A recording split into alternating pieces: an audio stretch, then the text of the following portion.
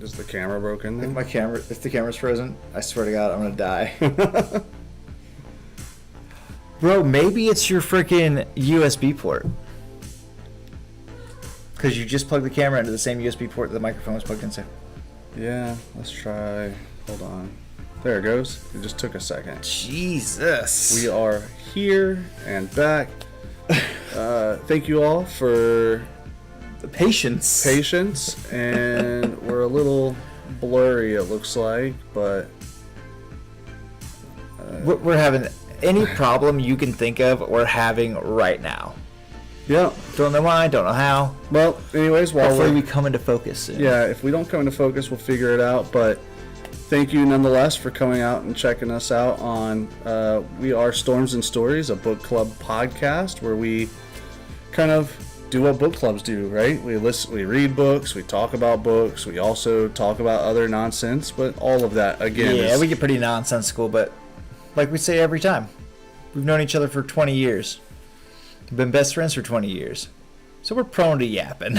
Yeah. Yeah, it's the same as every other book club. Sometimes you're reading and sometimes you're just talking about nonsense. Yeah. We do both. This is actually a special chapter, really, right? Yeah. We are concluding our first story, Carmilla. Yes. Oh no, I'm late. Hey, maybe if I do this. I don't know, I can't come into focus. Was that magic? Yes, it was. We just had to force the Skynet to, get itself in place and ready to go. Yeah. So that's where we're at. We are finishing, or we have read Carmilla. Yes, we finished Carmilla. So we're going to talk about it. I know we seem somber and down, but that's mostly because we just fought every technical issue known to man. It was crazy. Because it's also our first time having an overlay. I know I'm pointing over there, but that's because that's where our screen, where we can see the video is. There's no social medias in our overlay. That's coming. There's a box that's just completely empty in our overlay. That will be fixed at some point. This is our first time having an overlay. So, bear with us as we continue to learn and grow. Because we are very new to this. And I forgot. That's all. I just forgot. Well, we picked this overlay today. Like, what time is it? It was like about 20 minutes before I left the house. So yeah, at like 6 o'clock. Yeah, right about 6 o'clock. Yeah, because you were texting me at like 5 o'clock. You sent me like 4 or 5 of them, and I was like, oh, these 3. Yeah. And then it boiled down to 2, and then we both, I think we're actually hoping the other person would say this one. Yeah. Because it turned out this is the one we both liked out of like the final 3 the most. Yeah. Then we boiled it down to 2, and we were both just like, oh, yeah, whichever one you want. And then I was like, I kind of like the astrology one. He was like, oh, yeah, that's the one I liked. Yeah, long story short, I guess. The plan is to build one or get one commissioned of some sort. It's going to be 8-bitty. It's going to be animated. It's going to be cool. There's going to be books, maybe a cat. There will 100% be rain. Yeah. So that's the idea, the intent, if you will. But we wanted to kind of check this out, see what it looked like, and also apparently fail at completing it, completely getting it set up. We failed. Nonetheless, we are here again to talk to you all about books. And for everybody to hear the crazy sounds of my cats running like insane animals. You can't do it, Jeff. I know. I'm so glad you changed it. I cannot do it either. What we'll do next time is put the monitor in the middle. That works. We switched our screens because I'm so used to looking at the camera or at the video feed, which is the camera, which is right below the camera. But then having it over there just fucked us all up. We learn things. Yeah, we learn a lot of things. Don't click any buttons. You don't know what they fucking do. We can play with that later. Okay, fair. We can play with... No. Okay. Bad, Jordan. So you want to get us started on Carmilla? Yeah. Because you read ahead last week because you recommended we read ahead, and then my lovely wife was like, hey, if you have anybody reading along, you guys aren't set up yet to disseminate the information of read another chapter. Yeah, which on that, we are going to go we are going to start, or at least create, a Blue Sky and X, Twitter. Yeah, Twitter.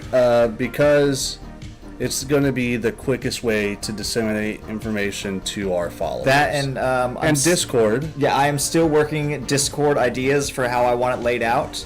I actually went to do it today, and I was a little short on time. Hey, Lorenzo is back. I know you just yelled at me for this hours ago. You just yelled about this shit. I went to go do it a little while ago. I didn't have enough time, so I wasn't doing it on my computer. And apparently, mobile is not set up yet to switch accounts on Discord. And I am in a couple like different D&D servers and gaming servers, so I'm gonna have to do it for my computer. That is a tomorrow Jeffrey job. Hopefully, I get it done. Don't you have a tablet too? It's a mobile issue. Oh, because my digging a year ago, they said Discord had said that they were adding it, and then there was a comment from like 100-something days ago that was like, "Yeah, where is it?" Yeah, what I mean is you can be logged into your D&D games on one of your devices, and then into yes, but I would like it to be able to switch over. 100%. So if I'm out on the go and something happens in the Discord, I can be like, "Oh, boom, boom." And 100%, I agree with you. So we'll work it should get fixed, but it's not. But we do though. We have a YouTube and Instagram. We do have a Discord. It's just not completely set up yet. I gotta figure out how to make chat boxes pop in there. I'm not smart enough yet, but yeah. So I'm glad it moved and our chat box is back in its normal place because you told me chat would be right there in the stream and it's not. I apparently am stupid. Lorenzo, this guy? Nah. Actually, I think what it is that it requires a little more setup that I wasn't prepared for. Yeah, we were not prepared for using overlays. We were like, oh, we should do that, and didn't do any more looking into it than what looks cool. Yeah, which is always the most important thing, honestly. Of course. Because, I mean, we don't look cool. Well, our shit's got to look cool. Yeah. Just like my awesome pictures and stuff behind me. Well, Lorenzo, before we get started, how you been? Yeah, how are you?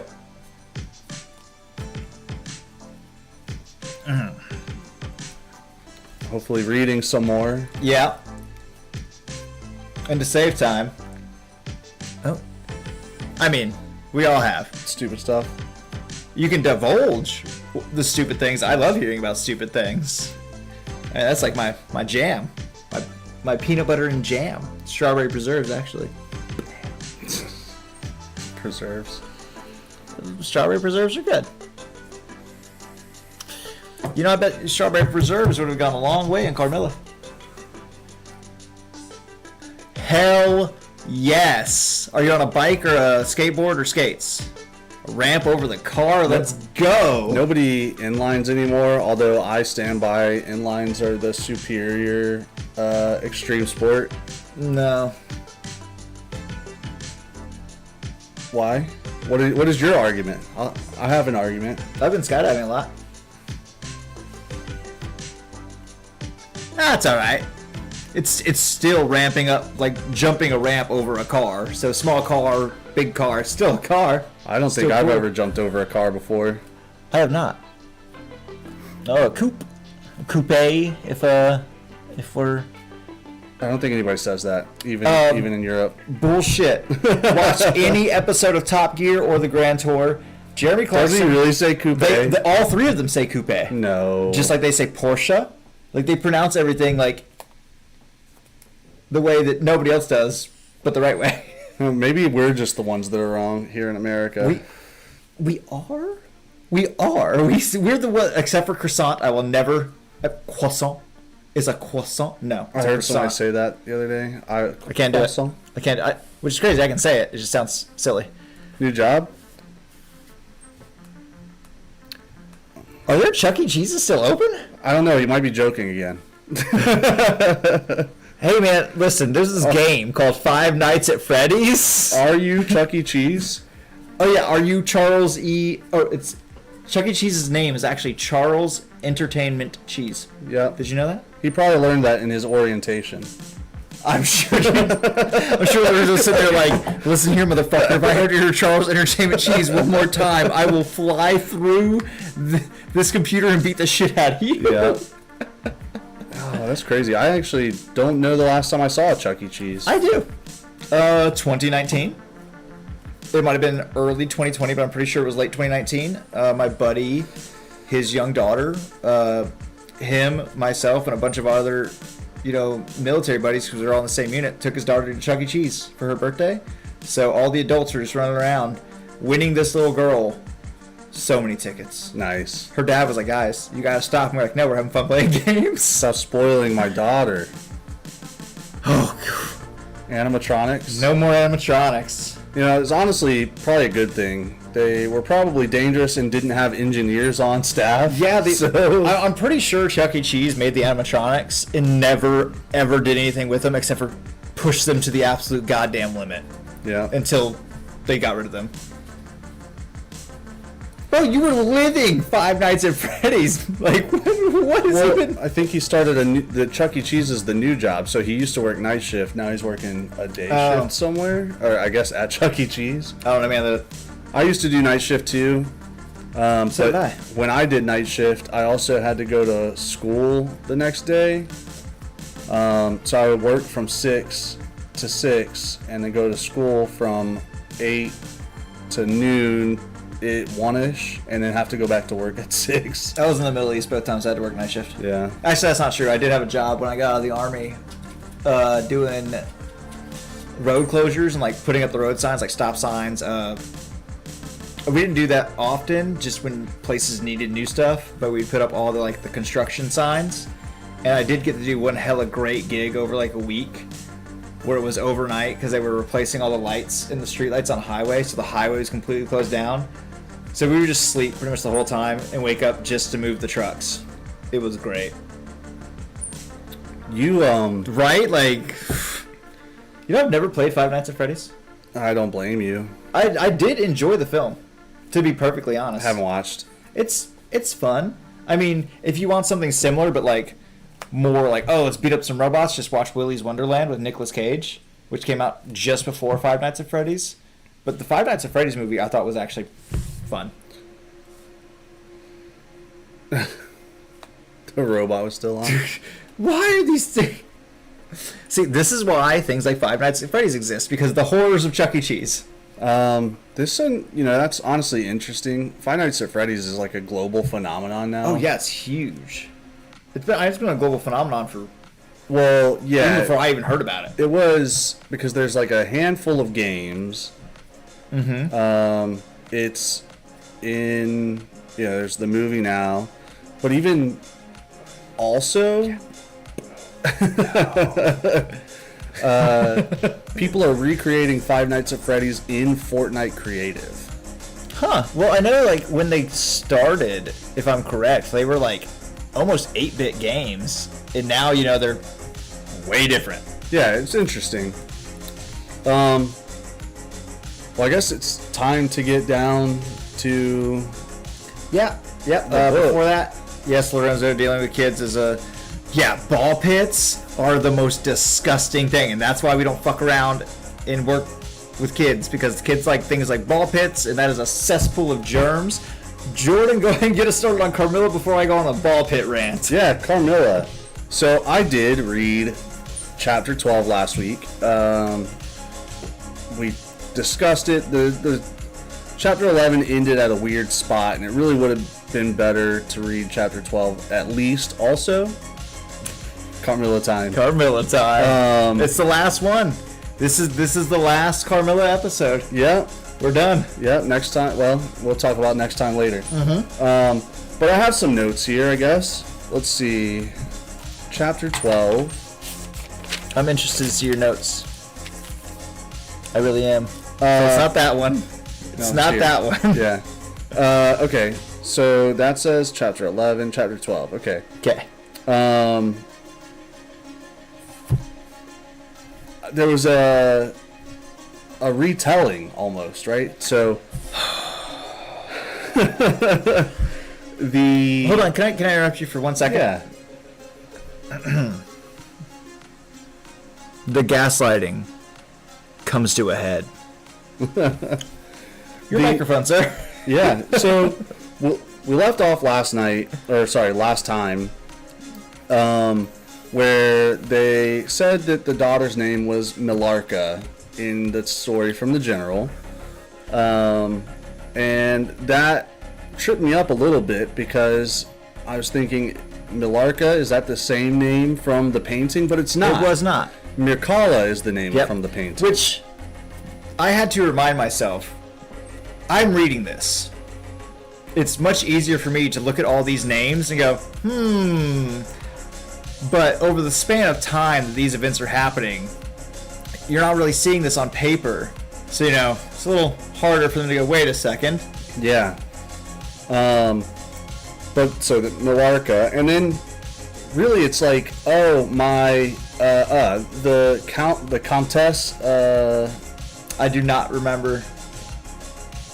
It was Mademoiselle de Comtesse. Yeah. Mademoiselle de I don't remember. The Comtesse was the name. Yeah, the Comtesse. Because it's Countess the Countess. Essentially. Madame the Countess. Yeah, Madame the Countess. I'm sorry. But anyways, so the Countess, with her hired hand or her butler or whatever, is like, hey, we're gonna, pull the car around. I gotta leave. But also, we're getting the whip. Yeah. How many? What horsepower does the whip have? Probably at least 2. I think it's 4. Yeah, it depends. I think they mentioned it. It's not important. We don't have to look it up. But I think it was 4 horse drawn. Nonetheless, the next thing that happens is she's like, hey, by the way, my daughter is sick. Can she stay with you, bro? What I found interesting, because way back when Carmilla, like the events with Carmilla got Carmilla staying with Laura and her father, it was, the carriage flipped, which I am now thinking was intentional. Yeah. Because she didn't say that her daughter was sick per se. She said, my daughter is still healing from when her horse fell on her. Yeah. That's interesting. Carmilla's been in 2 horse-drawn or horse accidents in the past, 5 or 6 months? Yeah. Huh. What are the odds? Continue, please, sir. Yeah, so she's like, she can't travel as quickly as we need to be traveling. It's the same story, right? We're going on a trip. My daughter can't travel as quickly as we need to be traveling. She's, still healing, or she's ill, or... There was a huge difference, though. Laura's father was like, yeah, let's go. Because they saw the wreck. The general was like, I don't know about this, but his fucking daughter popped up with Carmilla, and he got ganged up on about Carmilla staying. Yeah, but all of his reservations were because, this whole time he's like, I remember you from somewhere, but I can't recall where. Mm-hmm. And, you've been mind melding with me for the last hour, refusing to tell me. I think our last episode, which we call Chapters, calling it An Old Friend Returns, I think was an apt title for what we learn Chapter 12 on. Yeah. Especially with seeing how the Count dealt with the exact same scenarios as Laura's father. Yeah, the general. Yeah. I'm getting all my titles mixed up. Too many titles. So that's kind of where that's like the big element of Chapter 12. Yes, Chapter 12 is still him continuing the story. Was it 13 that we really started seeing much bigger similarities, or was that still in 12? I think it was Chapter 13. The general starts to talk. Oh, so obviously the general ends up conceding, and Millarca comes back to his schloss with him and his niece, or his ward. Oh, and Carmilla, her mother, gave a timeline of when she would be at his schloss after this work, and it's a very convenient timeline for the events of the story, because she said she'd show right back up, in this many weeks. That coincided with his niece dying. Yeah. Planned.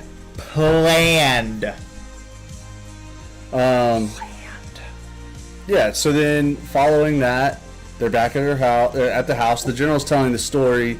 It's really kind of quick, right? The key elements. Because we're on the way to the old Karnstein estates. Yes. And actually, no, by this point we're there, because remember he told the general, that beam of wood that's on the ground should be a suitable seat for your daughter. Yeah. While he's finishing this tale, because it's while they're at the Karnstein estate. Or like they did a side turn. It was very close to being there, basically. Well, they're definitely there. Okay. Yeah. Sorry. No, you're good. So then, the general continues his tale, and it's really more now about like his daughter starts being drained, and the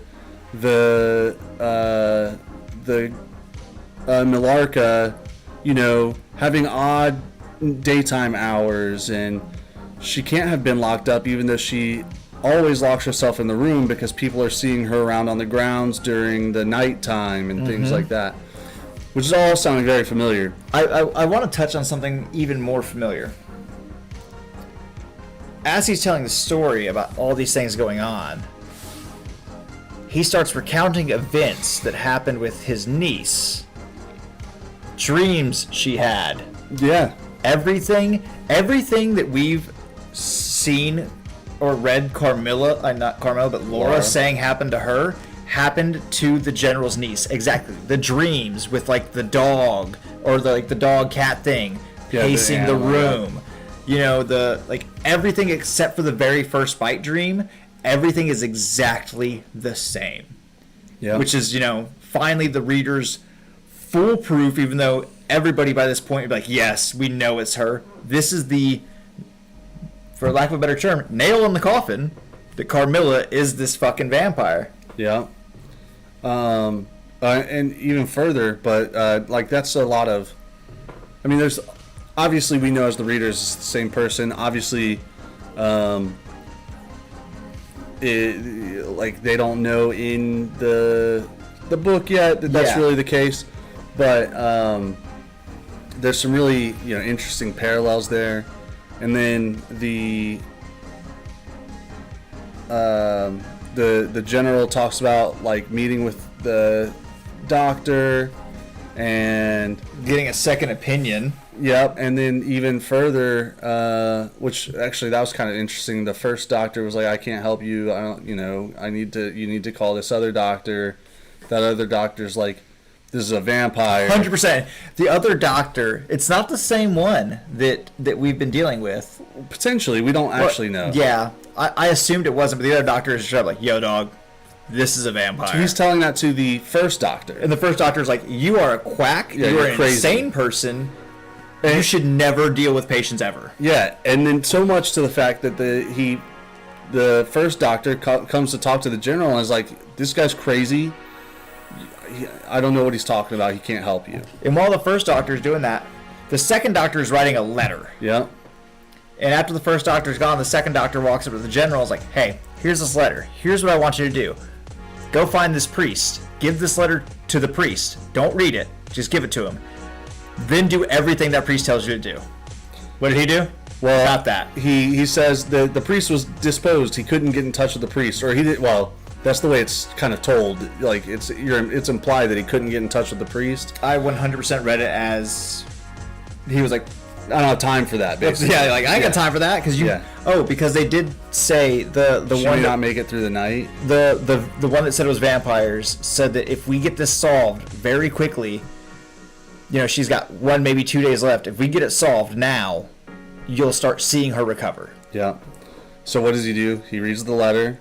He learns about vampires and the supernatural, or at least not necessarily learns about, but starts to believe more wholeheartedly. He didn't yet, because that's what I found really interesting, is he read that letter and was like, "This is crazy talk. But I have no other fucking answers, so I'm going to go with it, even if it's fake." So what does he do? He gets a sword. He hides in the dressing room and has the door cracked enough that he can see where his niece is sleeping. And who shows up in the room? Carmilla herself. Only the black creature. Yes, it's the black creature first. This was interesting, actually. I found this interesting. And he goes to swinging. The black creature then transforms into the form of Carmilla, but by the door, when he was swinging with the sword at the foot of the bed. And then he went to the door, swung again. She moved away again. She was just gone. Yeah. She was just gone. And he sliced the door, and that was the last he saw of her, and the niece didn't make it.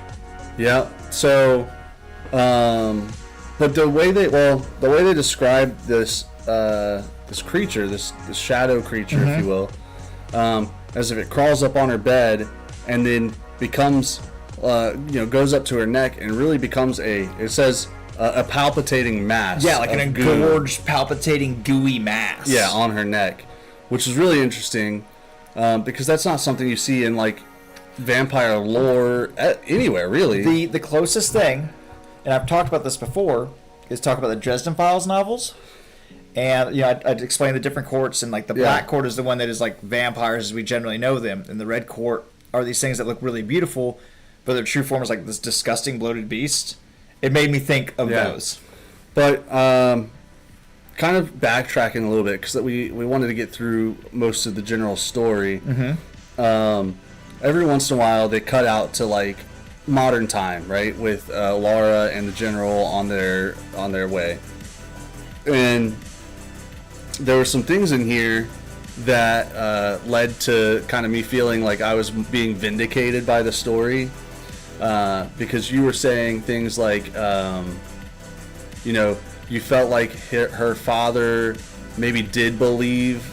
Yeah, I was wrong. It's okay. And there's gonna be a couple times throughout the night where you get the satisfaction of me looking dead into this camera and going, I was wrong. Yeah. And I know you fucking love when I am proven wrong. Yep. He says, Laura's father, like they're talking about the ghoul and the vampire, and Laura's father is aghast that the general would say such unbelievable things, right? How can this be? A vampire? Are you crazy? Which, let's just call it now. The general was a fucking OG. That dude was like, I don't believe it, but I'm going to go with it. And then he was like, oh, it's fucking true. And what's he do? I am on a quest to destroy this fucking monster, no matter the cost. Yeah. That's a true one right there. That's a real one. Yeah. And then the old man, I think. You're skipping over some stuff, I think. That's sort of. The old man details how to destroy revenants. This was an interest. So after we get to Karnstein Village, or we're already there. They're sitting down there. When he starts to go, they meet the woodmen, right? They first meet the woodmen. Mm-hmm. Well, because they're there. Because they saw the woodmen as they were coming in. They were entering into like the cemetery area, so they finally see the woodmen. Yeah, that's where like most of their hangout is. I think we're getting getting a little too pressed. Yeah, for just reviewing like not super important scenarios. Yeah, that's not super important. The location's not that important yet. But anyways, so they see the woodmen and they're like, "Hey, Mr. Woodman, like, who can tell me? Like, can you tell me who's who? Where's the different like tombs of the different people of the Karnsteins?" And he's like, "Nope, but I know somebody who can. If you'll let me borrow your horse." And he fucking takes the horse. Yeah, takes the horse. They give him a horse. Come back with the older. They call him the old man. I think we have jumped a spot right now. Okay. We need to stop because something important happens between the old man and the woodmen leaving. They're still hanging out in like this crypt area that they've been in, and Laura hears the Mademoiselle and Carmilla's voices because remember they were coming to meet them for a picnic. Oh yeah, the thing that you didn't believe too. Correct. Yep. All right, that's two where I was just dead wrong. And Carmilla walks in. The general grabs the fucking woodman's axe, swings out the gate. No questions asked. Carmilla snags his wrist with unnatural strength. Yeah. Makes him drop the axe. It dips. Disappears into what we assume to be like the crypt area. Well, no. That's what I assumed at first. But then what happens immediately after is what made me realize no. Because Carmilla came through a door to get into where they were. She escaped through said door. The next person to walk through that door is the Mademoiselle. Yeah. And the Mademoiselle is like, I didn't see her come by at all. Yeah. And that's when the old man and me being wrong, number 3 happens. Because it was not the priest I've been talking about this whole fucking time. Some rando we've never met is the Van Helsing stereotype character. Yeah. Oh, not the doctor. Not the same doctor that we talked about periodically. Yeah. The one that I kept saying because he's the one that said vampires But it turns out there is somebody who actually has a lot of knowledge, and it's this old man. Yes, specifically of the Karnsteins. You know, his lineage. Specifically the Karnsteins. Yeah, his ancestors kind of grew up in the woods here. He was a woodsman, you know, after his father and his father's father. Oh, well, that's the woodsman. The old man is a little different. His family was like right. sages or like priests. They're not from Moravia. He's a Moravian priest. Right. But his family is actually not originally from Moravia. They're Upper Styria. Upper Styria. Yeah, Styria. Yeah. And his grandfather failed to end this plague. Well, he didn't believe it, and then when he found out it was true, it was too late for him. He was too old, so he wrote everything down. Yeah. Everything. Hoping that a descendant, now this old man, can finish the job. Which is kind of interesting, right? If the whole thing was like nobody knows where Carmilla is, right? Like, or at least the tomb of Carmilla. Somebody did. I guess let me think through this a little bit, because he even said that the old man said like he didn't know where the tomb was because his grandfather, who was like obsessed with Mircalla, and didn't want anything bad to happen to her, destroyed the tomb and hid everything away. What he did do, he didn't destroy shit, but he did fucking hide it. But there was enough, because remember, he said that and talked about why his grandfather or descendant didn't end it. But as he was getting older, he realized he should have, and that's when he started writing all the notes and died before he could go back and finish the job. So in his old notes that this old man now has is where the grave is. Because remember, they lay out a map. Yeah. They draw it out. They paste it out. And the old man immediately goes to like a really like hidden ivy section. Yeah. And rips through a bunch of ivy. Yeah. Boom. There it is. That's right. And what's it look like when they open that shit up? Because I thought this was fucking neat. Really interesting, right? This was so cool. It's Carmilla. If I ever write a vampire book, I will 100% do the coffins like this. Yeah, it is Carmilla. She looks to be living, right? Mm-hmm. I think they refer as the warmth of life. Yes, because while he's talking about how vampires work after they've opened the coffin, he mentions that vampires don't necessarily look dead. They always have like a look of life to them, and that's one of the things that makes them such a good predator. Yep. And he specifically says like they don't have pale skin. Yeah. Which, what was it with the fucking super? Was he just a super pale dude? Yeah. Like mom's guy? Didn't go out, I guess. Which, because I was like, oh, vampire. Nope. Oh, wrong 4. Yeah. Wrong fucking 4. I don't think I made a claim about that though. No, but I was still wrong. Yeah. And I'll fucking own it. I'll own it. But beyond her body, which, you know, she appears to be sleeping at this point, it would. Oh, I guess this is important. They say because some time has passed since then. Yeah. So they find where the tomb is, and then they're like, "Oh, well, we're gonna get like the local sheriff type thing." Oh yeah, to make it legal, because there was legal proceedings for dispatching a vampire. Yeah, and they wanted to do it with the proper channels, which comes with paperwork. But the paperwork is after the deed is done. Yeah, because you gotta get it done quick. Yeah. So they don't open the tomb right away. They wait until the morning hours, basically the next day. Was it or it was either that or it was the evening? Yeah, well, it was coming close to sunset because they never left the Karnstein ruins. No. But I remember me like being a little confused because.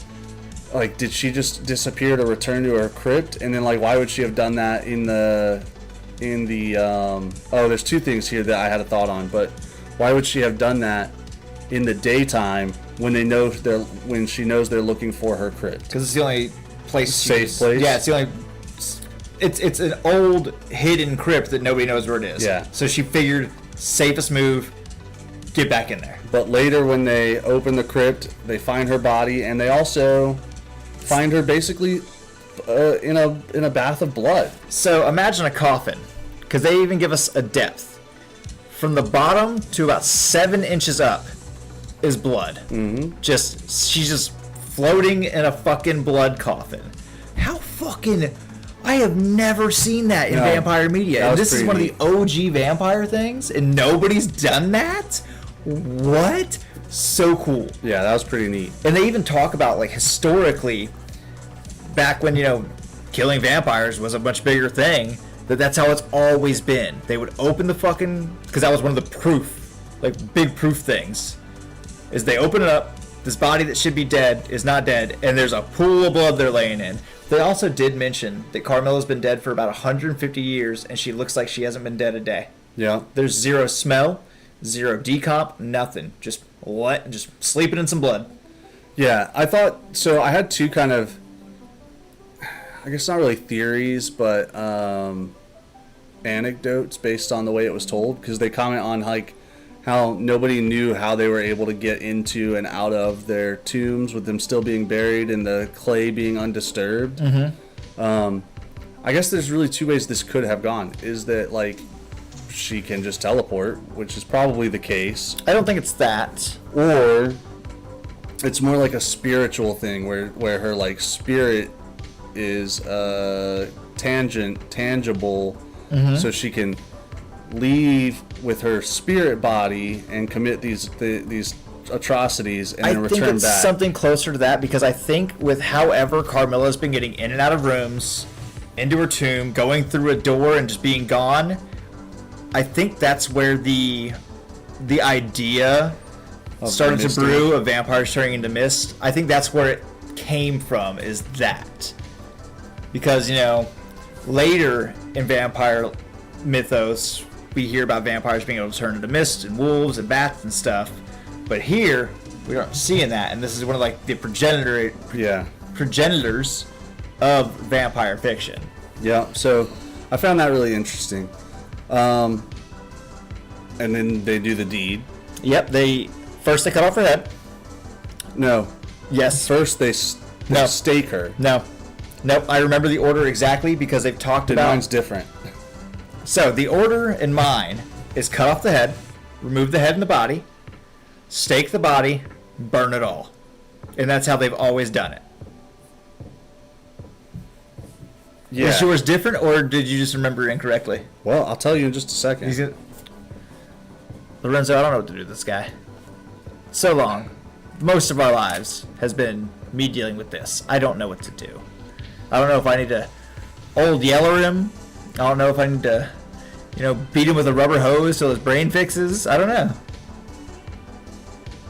Am I right? Therefore... If I had to be wrong 5 times in one episode, I'm going to be fucking...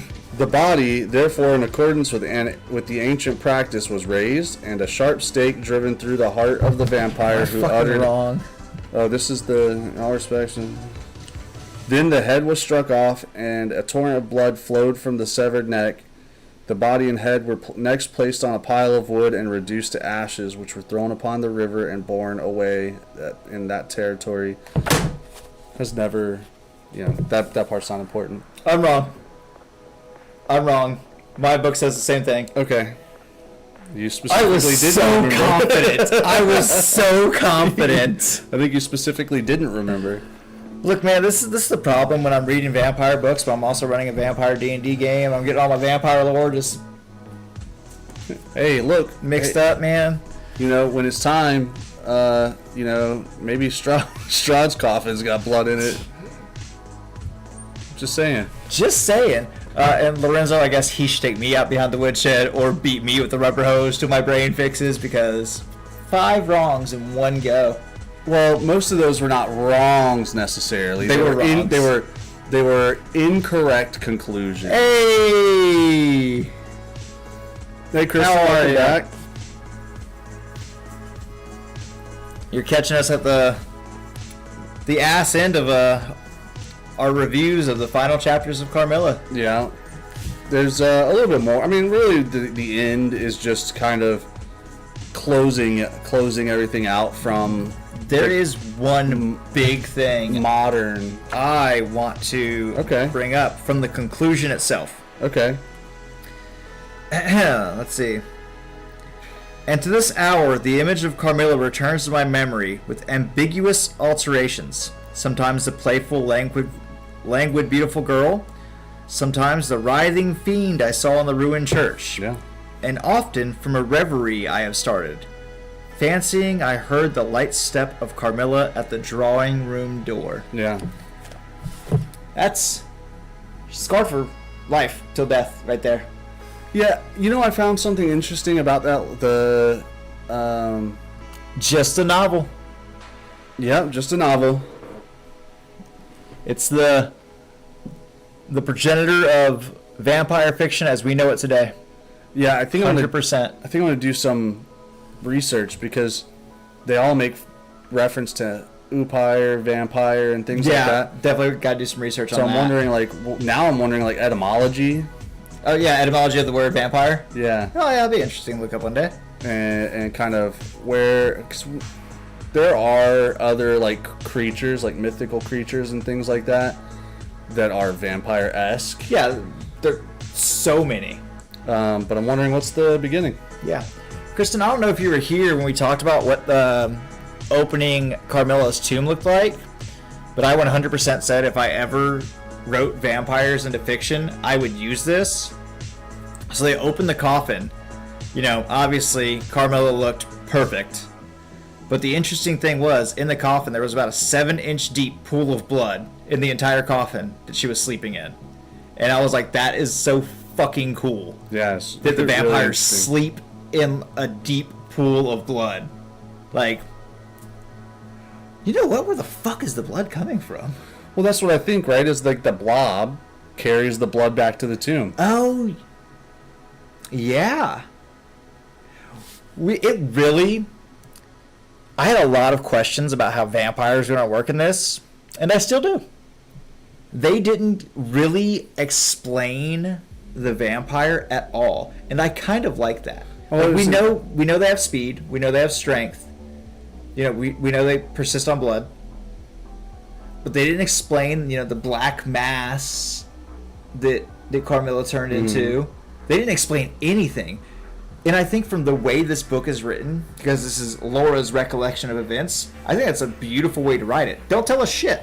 Make us be just like another person in this world, hearing the stories of vampires, where we're not educated on the creatures. Well, that's interesting that you say not educated on the creatures. They make very clear reference to vampire lore being a big deal in this area. Yes, but it's also clear that vampire lore, they still don't know everything. Oh yeah. They don't know how the vampires operate. Well, some people do. One person. Well, I think there are several because they talk about other.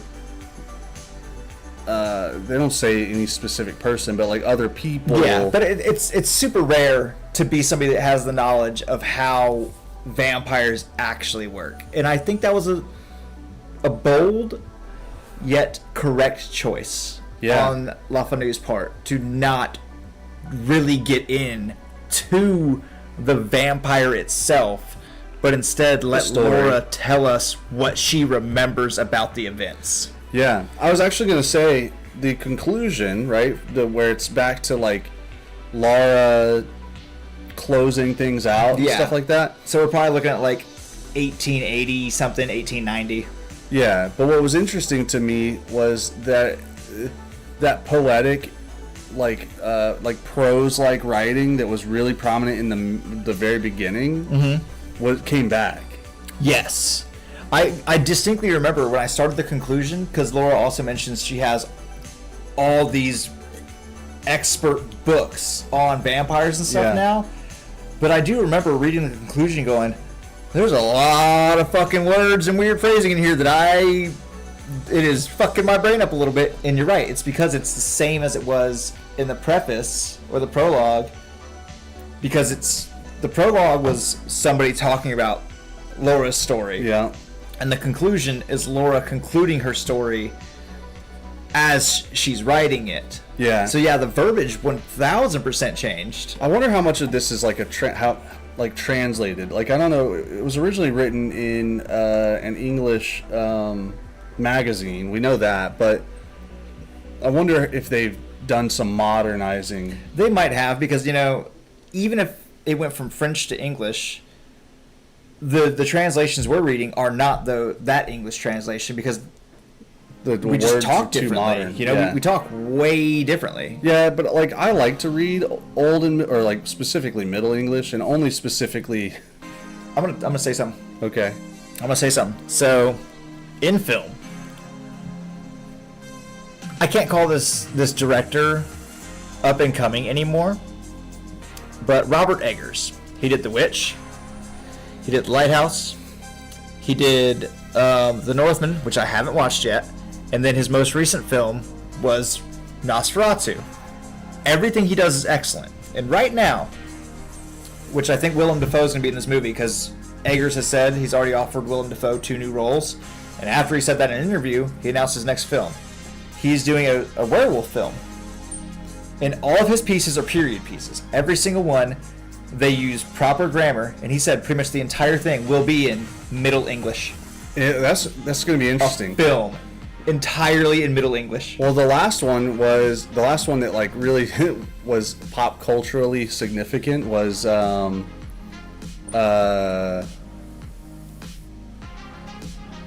Killing me here. yeah, Romeo and Juliet. Oh yeah, With Leonardo DiCaprio and John Leguizamo, where they did like the and modern Claire Danes. Claire Danes, where they did the modern setting with the I still love Middle that film. English. It's great. It's one of my favorite adaptations of Romeo and Juliet. Yeah. Because it takes it into a 90s, because at the time modern setting, a 90s setting, swords and stuff are replaced with firearms. He says, and they still talk using Shakespearean. It's Middle English. Yeah. Yeah, Middle English. Like, amazing. Yeah. I loved it. Which was where I was going. Was I like to read Middle English. It doesn't bother me. I enjoy reading Shakespeare periodically. Yeah.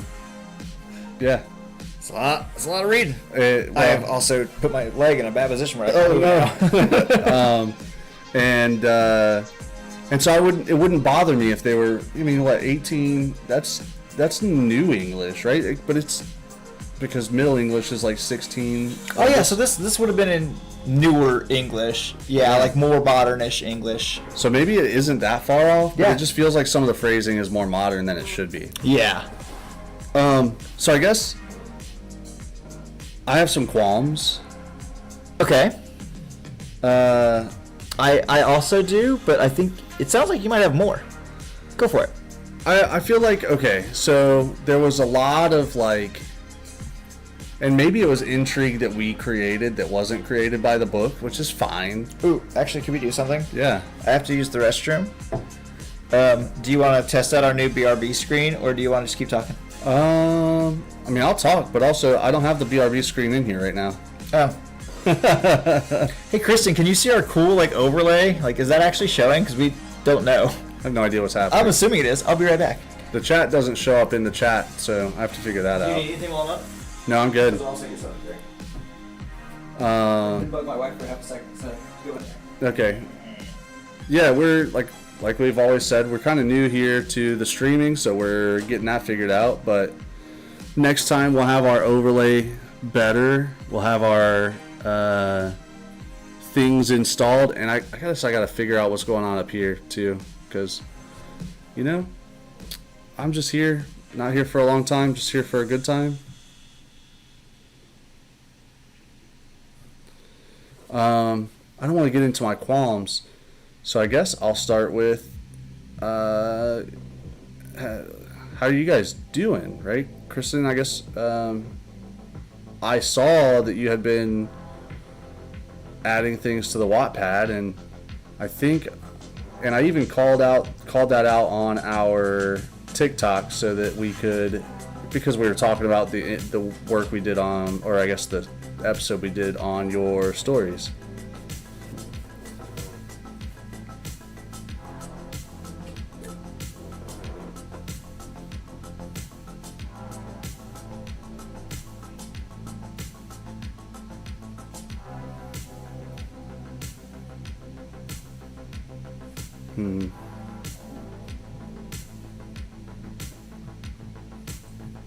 Yeah, working on it. That's good. I mean, we talked about it before, right? The main thing is we just have to make ourselves keep moving forward sometimes.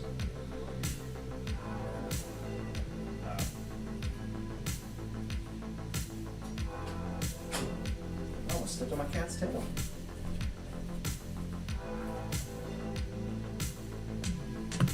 You almost stepped on your cat's tail? Yeah.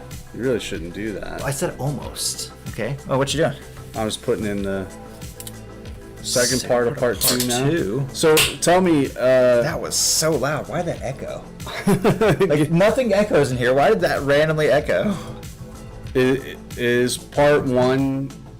Uh-oh, I messed something up. I fixed it. You missed it, Kristen, because I don't think you were here yet when we first started. We ran into way more technical difficulties tonight. Like, nothing wanted to work. At one point, the camera wasn't going. We got the camera going, and then the microphone didn't want to fucking work. Like, it was something. It was a test of patience is what it was. I'll tell you what, I don't know, the computer was updated earlier, but suddenly the device, like the drivers needed problems. Yeah. I don't know. Oh, and the Bluetooth keyboard and Bluetooth mouse just decided they didn't want to connect at all. For whatever reason. But we're here nonetheless. Yeah, we made it. We did it. We did the thing. We are nothing if not committed. Correct. Correct. So my qualms, I guess. Yeah. Let's hear your qualms. I'll start with there was overall. Don't give an overall yet. Okay, fine. Cause My qualms specifically. Do you want me to just talk about the last couple chapters then? My qualms. Are those your qualms? Not exclusively, but I want to hear all your qualms. Okay, so because remember we had this conversation about rating tonight. I appreciate it, Kristen. Well, then we're slowly getting the hang of it. I don't want to. So then I don't. That's why I want to do the rating tonight because of this part right here. Because this part right here could change somebody's ratings. I already know what I'm rating it as of right now. Okay, your qualms could change that number. Yeah. So when I say overall, I don't have to snipe a cat. You can continue. Okay. I can listen. When I say overall, I don't mean like here's what I think about the book overall. What I mean is overall qualms. Yeah. Well, overall, I have good sentiments, right? Okay. But the ending felt rushed. That is my one qualm. I have one qualm, and that is it, right there. Okay, but there's so much more to it than it feels rushed, though, right? Yeah, like there's just something about it that it feels like LaFanu had something in mind, and then started rushing the writing, and then changed his idea last minute. So it's still good. Because, I'm fine with not getting this big showdown with the vampire. Cool. I love that, actually. But just something about it all felt off. Yeah, I mean, they... Still a good ending. I'm saying that right now. Still a good ending. I'm not displeased with the ending as an ending. I'm displeased with the way that it... So, let's do it this way. The general story, there was 2.5 full chapters dedicated to his story of meeting Millarca and her mother, and the conversation with the mother and the knowing who I am, you'll I've seen you before and all these things, and then I'm gonna look up Sheridan LaFanu while you're telling me this. Okay, and then the general finishes his story. Laura says wow, her sickness, his niece's sickness, sounds exactly like my sickness. Here's Carmilla coming around the corner, and then suddenly, okay, the general sees it. Obviously, he's going to attack. He attacks. She disappears, and then it's oh, we'll just dig her up later, and she'll be in her coffin. Yeah. Yeah, it felt a little off. I still enjoyed it, but I could get that feeling. Yeah, what I'll tell you is, I was looking up a phrase the other day, and ended up on a Reddit, and it was hot take, Carmilla is a bad book. The writing is bad.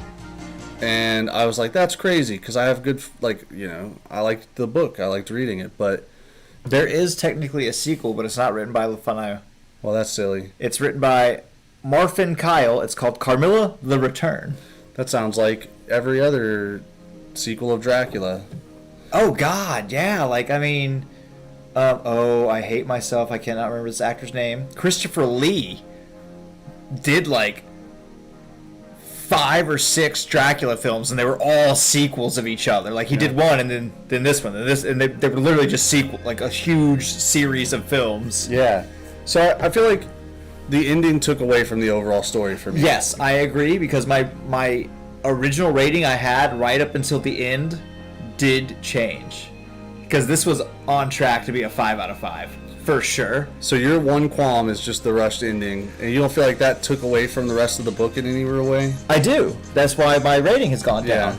Because something else about the ending that I would like to have learned, we still don't know shit about her mother or anything, which again is fine.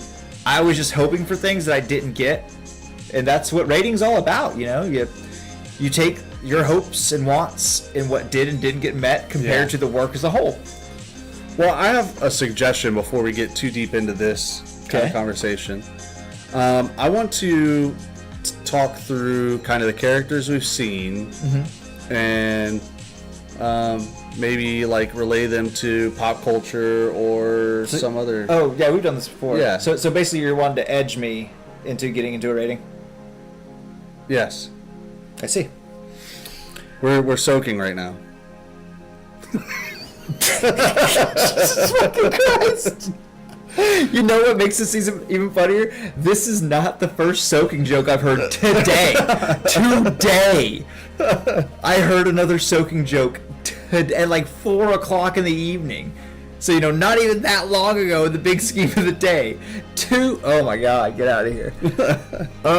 Let's talk about General Spielsdorf first. Okay. Our friend the General, who I genuinely loved as a character. Yeah. Like,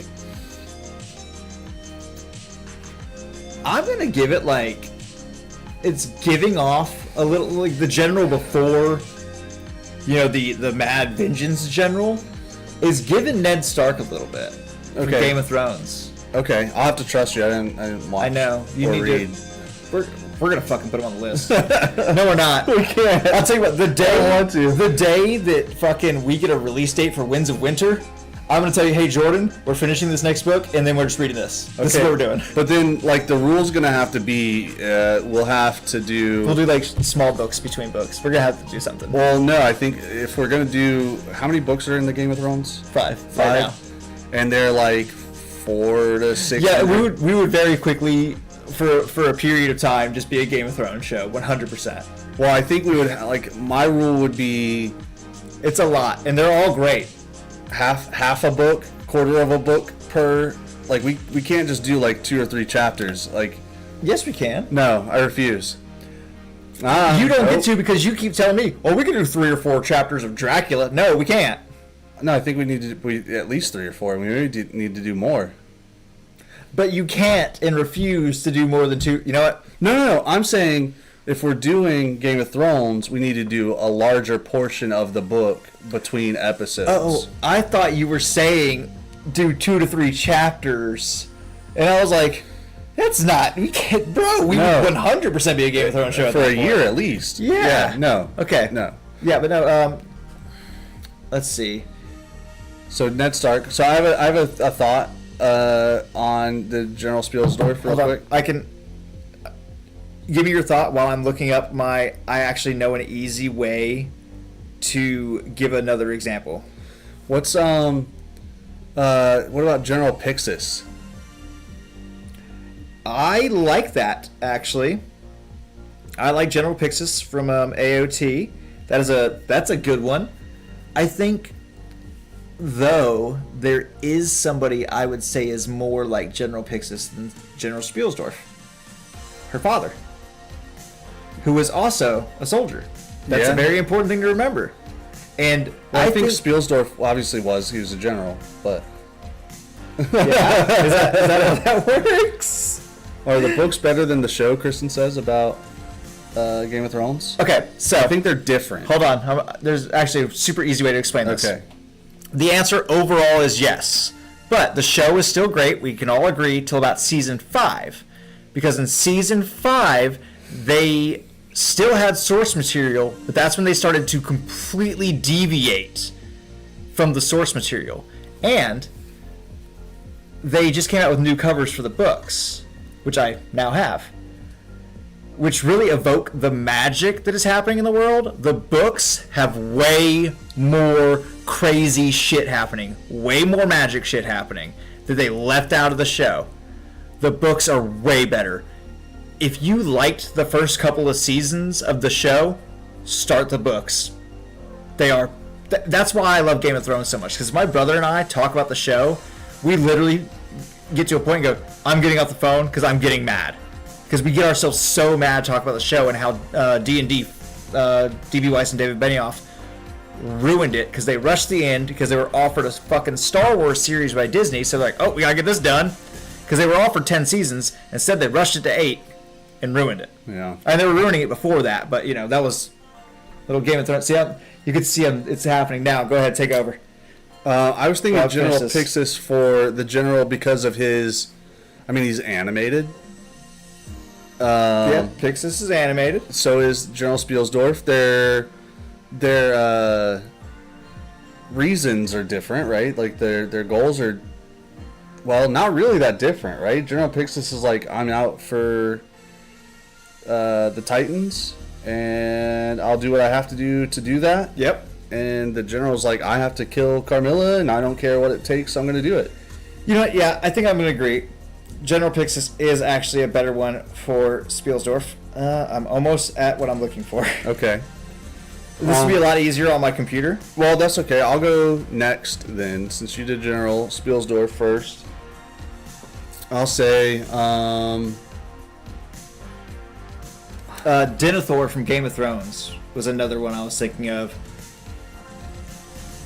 Denethor from Game of Thrones also? No, from Lord of the Rings. Fuck. Oh, okay. See, this is why I don't talk about Game of Thrones very often and, like, really start explaining things, because I get so fucking hot about how they ruined it all.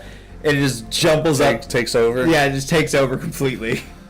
Like, I think my brother and I have each once or twice ruined the other's entire day by pushing into more, like, being mad about Game of Thrones. And it will literally ruin our days. No. So I think... I'm a fan, dude. For Lara's dad, who I still don't know what his name is, but, you know, I'm assuming it's just dad. It'd be a rank, maybe, like Captain or Lieutenant. Captain Dad? Oh, Lieutenant. Yeah. Captain Dad. Oh, God, shut up. I feel like he's... boot so I can throw it at you. Let me think. If I had to pick somebody for Lara's dad... Oh, actually... I think a good one is the dad from what's his name? He played Birdman. He played Kiefer Sutherland? No. Multiplicity. Michael Keaton. Michael Keaton. That's who I was actually thinking of. Yeah. In Insidious, where he's like, you know, it starts out as like, this is weird, but like, I don't believe in the supernatural anymore. That's not Michael Keaton. No? No. Oh, it's not. That is, Michael Keaton was an old man when the first Insidious movie came out. That's, because I love this guy, because, my brother and I both wanted him to play another book character, Repairman Jack, when he first started coming onto the scene, because he was perfect, but now he's way too big of a name. He was also in Phantom of the Opera. Oh, yeah. Was he? Yes, he was, it's Patrick Wilson. Yes, Patrick Wilson. They look the same to me. He was, oh God, I can't fucking remember any character's name from Phantom of the Opera now. It's killing me. Phantom? Thank you. You're You are extremely helpful tonight. Hey, I do my best. But actually, yeah, Laura's dad as Patrick Wilson's character from Insidious, I think, is a really good fit. You know, I was actually about to say, Kristen, it's your fault for asking me about Game of Thrones, but that means it's definitely my fault for saying Ned Stark from Game of Thrones. Yeah. I'm the one that brought Game of Thrones into this. I should be punished. Jesus Christ. Okay, what about Laura? Ooh, it's your turn to go first. Actually, you didn't tell me who you're better, like if you had a pick for Laura's dad. No, because I completely agreed with yours. Oh, okay. And we've done Laura before. Yeah, we did. I think it's changed. I think I had too much faith in Laura as a character. Oh, like growing into something different? Yeah. No, that's why I don't think mine has changed. If I had to pick somebody for Laura who's just along for the ride, which is really how Laura takes this whole thing. She's the victim, leave her be. I mean, fine. You're just mad that she didn't fight a vampire. I'm not mad about that. I'm mad. I'm mad at the fact that it was like the last like 5 pages of the book, or like of the chapter 14 is like so you know, we're gonna kill the vampire, and like Laura makes no comment about it at all. Again, right about the end is where my one big qualm is. But it's like tiny micro qualms, Yeah. so I just call it one. But yeah, like Laura not really piping up. It could be shock, but it could also just be lazy. Well, and if it was shock, like they could have expressed that a little bit better. I'm gonna say it right now. I don't care how old the novel is. I don't care if it's a classic. I'll fucking roast the author. Okay? I'm not doing this. Oh no, it's a classic. They're one of the greats. No, fuck that. If you did some lazy ass writing, I'm gonna tell you did some fucking lazy ass writing, J. Sheridan Le Fanu. Yeah, I'm pretty displeased with that. I will 100% be being haunted by a French ghost later. Ho, ho, ho. It is 3 in the morning. Baguette. Croissant? Croissant. You did that because you knew I'd say it the proper way and then stop because I fucking hate that. You. Me. Okay, so Laura, I have to think about this a little bit. I'm still going with like Alice, Wendy Darling. Yeah, you know. I said Alice before. I'm still in agreement there. I think the problem though is that Alice becomes adventurous. Yes, becomes, but you know, there's multiple Alice and Wendy Darling toward the beginning of their stories. Yeah, I would agree with that. I still think that is Laura. It's hard, right? Because like if you want to pick somebody from literature whose character doesn't really progress, because Laura's character doesn't really progress in any real way. Yeah, at all. Which, now that I'm thinking about that, that's a decision that I actually kind of like for this story anyway. Like, it wouldn't work often. Yeah. But if you do it the right way, like Le Fanu did here, it kind of works. Because it also goes to show that these events transpired over just a few weeks. You know? Like, it wasn't, like, super long, drawn out. So that lack of development on Laura's part is a great way to help show that time didn't pass. Like, there wasn't that much time that passed. Yeah. I think... Man, this is so tough.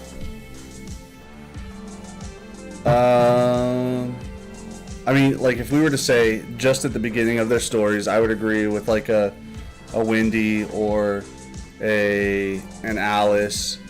But if I had to try to pick something that was, like, throughout the length of the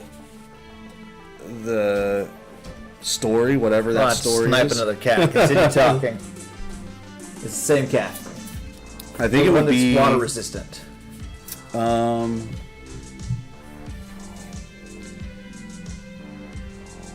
You know, you can just stick with Alice and Wendy, darling. I think I got hair. one. Don't move. It's bothering me.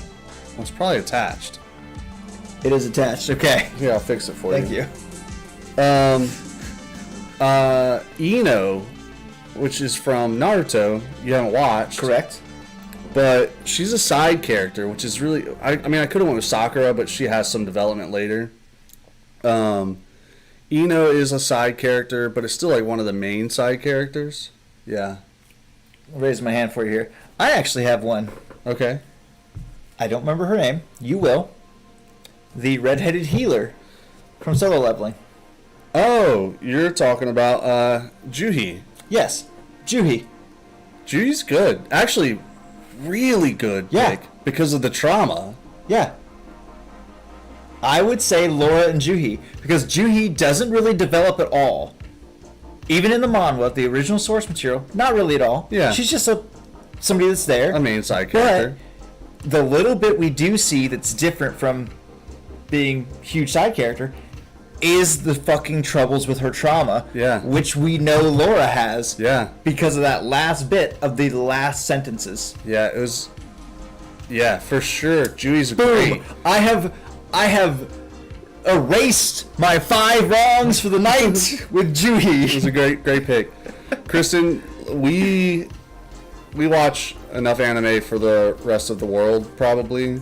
Yeah, we watch a lot of anime. And like, we get obsessive sometimes. I mean... Him more than me, usually, but It's not about solo leveling. I love solo leveling, but not the way you do. Yeah. Last time we were live, like right after you got off, we were still on with Lorenzo for like 20-something minutes talking strictly anime. Yeah. It was just one big-ass anime conversation, and we went, okay, like... we gotta stop this at some point. At some point, yeah, like, because you gotta drive and shit. Yeah. So we got the 3 major characters, except for Carmilla herself. Actually, I had a thought about that. Okay. I'm not gonna do it. No? No. Because it's just Carmilla? Yes, and because at the end, the little tiny things we learned about vampires in the world of this novel, it's so different and it's one of a kind. So no. Well, Carmilla is Carmilla. Carmilla as a vampire is one of a kind. But Carmilla the character... Yeah. Like the Carmilla in this novel is one of a kind. Because Carmilla in all other media is, Carmilla's like snide, playful, nasty side, and then just vampire. Well, yeah. This is so different. Because we don't even get, like, really, what can we say about Carmilla as a character, right? Just what we know from her a couple of times gaslighting and a couple of times getting angry. Yeah, no. So I'm not going to do it because she is so damn unique. Wow. Compared to, like... Other vampire? Yes. Yeah, I would agree that that's the case. I'm sure we could find a parallel, but we just, like I said, we don't have enough about her... we have no understanding of her motivations. Like, nothing. And I think I want to preserve the uniqueness of how LaFanu handled Carmilla as a vampire. Yeah. Okay, I'll let you have that one. Especially because I called his ending lazy. Well, I gotta not be haunted by a French vampire. It was pretty something, I'll tell you that. It was. But still good. Still a good ending, but done weirdly. Yeah. So what about? I'll give you an easy one. The old man? I'm gonna say this. I am sticking in the camp of the priest Van Helsing thing. You mean the doctor? Yeah. You keep saying priest. I do. Obviously, the easy one for the old man is no. I have not been to Otakon. You did the thing I again. did. It's because like Just finish your thought. the way I sit, I'm more facing right where chat is. So when I look up, I see chat And first. you get excited. No, I'm just somebody said something. Says okay. They're both Van Helsings. Like, especially the old man. The old man is Van Helsing. Yeah. Like, that's 100% where Van Helsing came from. Was not the doctor. Well, actually, no. That's why I think they're both Van Helsing, because Van Helsing, in every other bit of vampire media, is a doctor of some sort. What if the doctor is Van Helsing, more Van Helsing-esque, but then the old man is more of like a Belmont?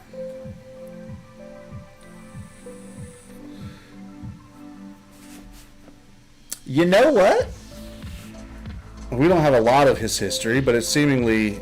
I will go with that because the Belmonts are a line of monster hunters that have accumulated knowledge about monsters, especially vampires, over generations, and the old man's character has generational vampire knowledge, has the knowledge of how to kill vampires. Yep. I still do truly believe that. Yep. No, that wasn't good. I have to give you more props. I'm sorry. I do. That was actually a really good one. I was just also excited to say I still think that It's a combination. the Doctor of and two. the Old Man, and most primarily probably Bram Stoker himself was probably the first that did it, was combined those two characters and how they were into one entity, because it would have made sense if it was the Doctor Yeah. that actually had this knowledge, because it was built to be that, Yeah. which is again why I think he had original ideas for the ending Yeah. and changed them last second and didn't take the extra time to Tie everything together. tie really. everything together, because it should have 100% been that Doctor, Yeah. like easily. So Otakon. Honestly, I don't even know where Otakon is, so I haven't been there. I am going this month for a day to Animazement, Yeah, in Raleigh. Mm-hmm. Yeah. which my brother's been there twice, and he's spent the whole weekend there both times. Yeah. So I'm excited for that. I actually haven't been to a convention, but also I'm lazy. The Good Hunter picture that is now hanging up as of today, I bought at a small anime convention in Charlotte. Nice. Yeah, love conventions. I've also been to horror conventions. I've been to comic book conventions. I've been to like horror. I already said horror. You did. I'm about to go to a Sasquatch thing, a Sasquatch convention. I go to the Ren fairs. Like I do all that stuff. I am a go to the big events for the things that I like. Because you only live once, and hey, let's have some fucking fun. Yeah. Well, there's one more character, I guess. Who? The Woodsman.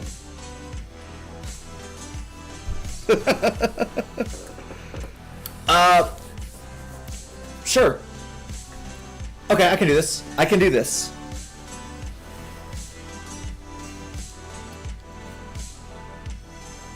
Yeah, I think I'm gonna do this. The Woodsman. Fucking A. Oh no, I lost it. It's a fairy tale. Yeah? Yes. Snow White? No, there's a different one I'm thinking of. You're not thinking of Snow White and the Huntsman? No. In some of the tellings of Red Riding Hood, Yeah. there is the woodsman that kills the wolf. That's specifically who I was thinking of, the Okay. Red Riding Hood one, not the Snow White one. Yeah. No. Because the Snow White one was actually like a hired assassin woodsman. Yeah. There was way more to it. Fair. Got some swords from Otakon. I need to start getting swords. See, I have like walls in my office Yeah, that have sword nothing walls on them. Yeah, right? Those are called sword walls. Sword walls. Okay. Could like figure walls. He and I were in Raleigh for my anniversary this year because my wife and I decided let's go to a Keyblade walls. Yep, let's go to a brand new anime store that opened up in like the big city near us, and she was like, "Oh, let's invite Jordan and Bridget. Like, we'll go to the anime store and go to dinner." And in that same mall, right upstairs, is this giant, like, you could buy suits of armor. They have foam swords of things from media, and they have real swords from things in media. My wife actually got the One Ring. Yeah. Yeah, swords are awesome. I ended up with a Keyblade, and I thoroughly enjoyed it. I know how to use a sword. Like, I can passively wield a sword. I don't know what you're doing, but you're taking screens off of that. Sorry, I'm just trying to figure out what's happening here. What, with the music? Yeah. Just let it go. Okay. Just let it go. It's fine. You're thinking too much. Please close that down. You distracted me. What is this, a fucking murder? I'm like, you're doing too much. I only do. Which the right anime amount. sword? Which anime character swords do you have? I want to hear Guts. So I want to hear the Dragon Slayer, Ichigo from Bleach. What's the sword? I can't remember. Zangetsu? Yeah. Really, any Giant sword? Any giant sword? No, I was gonna say any of the Nichiren swords from Demon Slayer. Oh, I thought you were gonna say like Buster Sword next. She said specifically based on anime. So no, I'm not gonna bring up the Buster Sword from the hit 1997 video game Final Fantasy VII. And I'm pretty sure it might have been 96 or 98. It was 97. Was it? Yeah. Boom! Look at how good I am. I am just that good. Thank you, ladies and gentlemen. I'm here with random dumb fucking knowledge all week. So that's all the characters. If Yeah. you had to draw a parallel between the story and any other story that's not just like your typical vampire story. Oh, because I was 100% gonna say Dracula. Yeah. 100%. My friend Marcus finished because he couldn't read Yeah. along because we got to He fix the listened Apple to it. stuff, and he listened to it in an audiobook, and he texted me. He said, "Bro, Dracula took so much." Yeah. Other stories. I don't read a lot of romance. Well, I would say, honestly, No, I'm trying to think like this level, like this light level of Yeah, romance. when I I don't pick- read a lot like that. when I picked up the book and it said sapphic romance, I was expecting more. romance, right? Like, I was honestly expecting more. They didn't kiss enough. It was really just like, no, I wouldn't even call it a romance novel. But you know what? That actually goes back into The time the very it was- first episode we did before we even read yet, where we talked about, I'm curious to see like how this sapphic romance is written for the time. Yeah. So yeah, we're like, yeah, it's not very romancy, but for the time, Yeah. there's a reason it's like a cult sapphic romance novel, because when it was written, that shit was, you don't talk about that. Mm-hmm. Like, people do it, Yeah. but they hide the shit out of it. Yeah. Even worse than today, you know? Yeah. Yeah, I don't know. I think, it's... Oh, okay. Hell yeah. The White Sword from Bleach. Which is that Ichigo's? No. I think you're talking about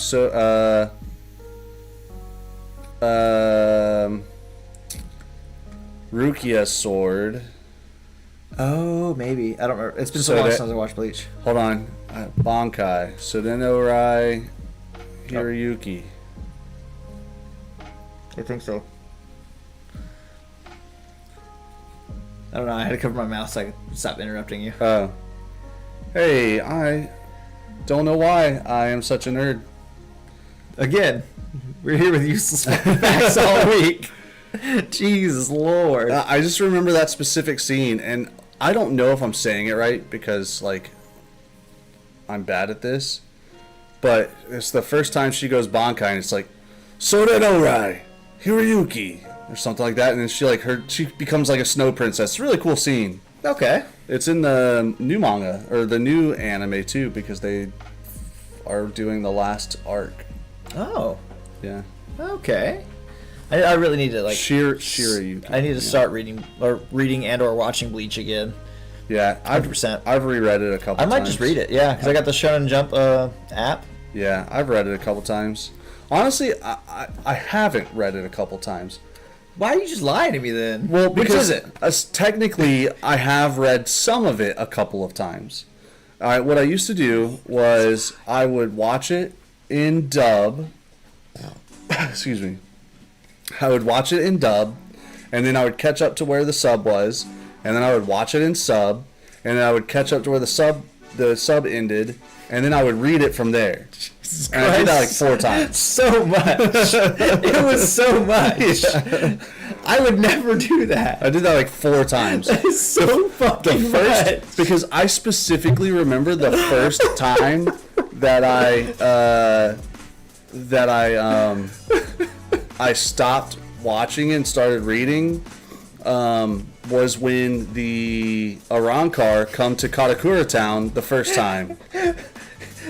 Bro, I am way too high for what that was. I was like, what the fuck is even happening right now? Yeah. It was just... It's true. Okay, alright, back to Carmilla. Holy shit, Yeah. that fucking broke my goddamn brain. Yeah. Oh, there's not much left up there as it is. Well, I mean, we're at the end, right? Like, there's no more discussion to be had. I'm trying to think of a little bit more, to be perfectly honest, because I don't want to be done talking about it. If Yeah. that gives any indication of where I actually want to rate this thing. Go ahead. See, again we say One Piece. I'm gonna start laying down a hard rule. There's gonna be no saying One Piece. We're gonna have a macro in here on these fucking streams. Okay, go ahead, buddy. One Piece. I started watching One Piece for the first time last January, right after the New Year. Yeah, and I remember. I watched One Piece for 6 months ish, 7 months. I think it was July when I finally got caught up to the sub. Yep.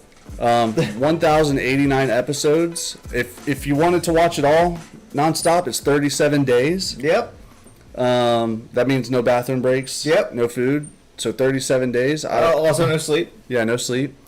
I caught up in, I think it was July. It was. It was so good. Because July-ish time frame is when I stopped hearing you complain about fucking how long it is. Piece. It was so long, but now that I'm caught up, it's like cool, right? Yeah. The problem is that I don't have time to watch sub. And like because I don't actively watch things a lot of times. Yeah. So Brittany does the same thing. But I'm so excited for the next arc. It's the Eggman Island arc. We're really Sonic there? No, you would think. There's so much getting ready to happen. Like there's so much of the story is starting to finally get fleshed out. It's so good. 37 days of no sleep, eat, peep, poo, nothing. 37 days to watch it all if you just want to go. And the story is just now getting started. 1,600 episodes and the story is just getting started. I think it's 1,089. Oh, 1,600 chapters. Yeah. And the story is just now getting started. Get the fuck out. No, it's I will so put good. you through the window. And you know what's the worst thing about it is I think there's like 7% filler. Like I know. That's why I'm so mad. It's that much. We've done this before, right? Like Bleach has like 37% filler, like Naruto's like 50% filler, and then like One Piece is like 7% filler, and it's got 1,000 episodes. Listen, my thing is like we've talked about, and I have like that addictive type personality, and I get kind of like obsessive about things. That also comes with being easily distracted, which is why that happens so often. I don't think I can actually do it. I don't think I can actually watch it. That is such a huge investment. Mm-hmm. I think I would get distracted so easily. Yeah. I mean, if I had to tell somebody today that never watched it before, should they go start watching it, I would say if the One Piece retelling is going to happen, the answer is no with Wit Studio. Yeah, because I remember you telling me that Wit Studio was working on the One Piece, and you said, so don't start, just pick it up when Wit does the One Piece. I could do it like that. If I'm watching it, then, I had to wait for next season. I could do that. Because that actually fuels that obsessiveness. Yeah. Because I just consume it. Yeah, but if I knew that Wit Studio, and I don't know where it stands right now. Yeah, but if I was you tell me to wait. Yeah, if I was to say, if like they were to say Wit Studio canceled the One Piece, they're not going to do it anymore, I would say watch it.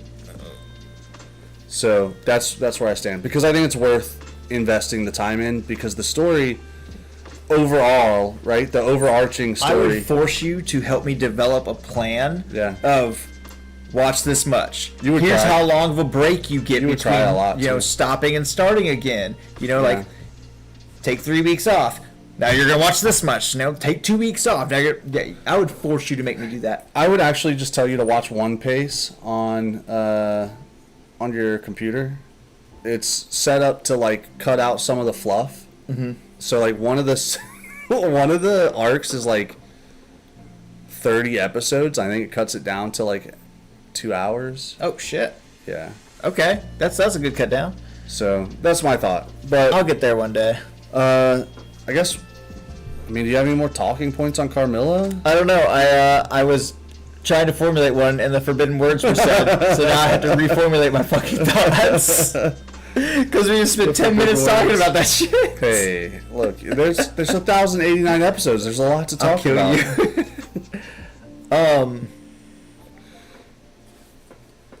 You know what? Actually, yes. what little we know about how vampires work in this world, right? How do you stack that up against other vampires in pop culture? Interesting. Okay, I think. You fucking kidding me? You can't help yourself. No, by all means, please. If that is gonna happen, please do so. Like, I'm not here to actually hate. Don't gatekeep. I literally just said I'm not here to hate. Anyways, let's see. Compared to other vampire media. Well, okay. Here's a hot take. If I had to compare it against another like pretty unique example of vampire media, I would say it's as unique as the Twilight vampires.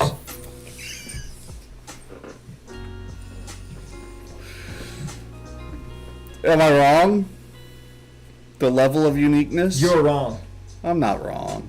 Yes, because you can draw parallels of Carmilla's vampire to vampire media, and then there's Twilight. I don't even want to look at you right now. I mean, as far as like unique, because like everything after Bram Stoker really relies heavily on Bram Stoker. Let me do this. If you were to rank it against other pop culture medias, okay, you put it in the top 5, because we know the bottom of that barrel. That's Twilight. Oh, you think so? Yes.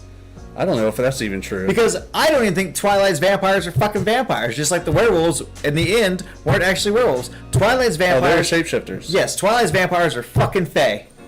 They're fairies. Well, then why is the sunlight going to kill them? It doesn't kill them, it makes them sparkle. No, okay, fine. God. But, okay, hear me out. How do you kill a vampire in Twilight? Ooh. You can't. You can. Yeah, with like a fucking Sabo rocket. You tear off their head and burn the head and the body. Yeah, which that's like the one bit that's in every vampire lore. That's in every vampire lore. That's the one bit of actual vampire lore she used. So no, you're fucking wrong.